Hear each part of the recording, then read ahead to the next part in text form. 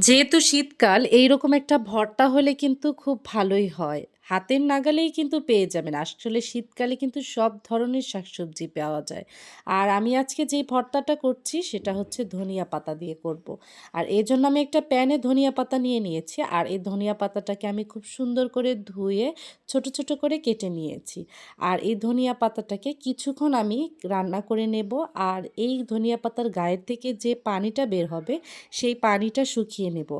খেয়াল করে দেখেছেন আমার ভর্তাটার কালারটা কিন্তু একদমই চেঞ্জ হয় নাই।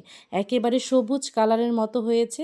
যদি সবুজ কালারের মতো করতে চান তাহলে আমার এই ট্রিক্সটা ফলো করতে পারেন। এই যে ধনিয়া পাতাটা দেখছেন এর গায়ের কালারটা কিন্তু আমি সবুজ রেখেছি, তবে বেশি ভাজিনি। এখানে পানিটা জাস্ট হালকা শুকিয়ে আসার পরে আমি এই ধনিয়া পাতাটা নামিয়ে নিলাম। এরপরে প্যানে আমি একটু সয়াবিন তেল দিয়ে দিলাম। আর সয়াবিন তেলে আমি গোটা কয়েকটা কাঁচামরিচ দিয়ে দিলাম।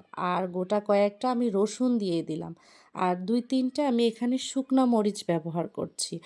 কাঁচামরিচ আর শুকনা মরিচের একসাথেই দিব। তবে যারা ঝাল পছন্দ করেন কম তারা অবশ্য ঝালটা একটু কমিয়ে দিতে পারেন। তবে আমি ২ ধরনের মরিচটাই ব্যবহার করছি। আর রসুন আর মরিচটাকে খুব ভালোভাবে একটু টেলে নেব।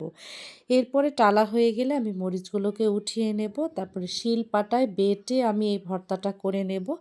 আর এই ভর্তাটা দিয়ে সকালবেলা ভাত খেতে বা দুপুরের দিকে ভাত খেতে কিন্তু খুবই মজা লাগে।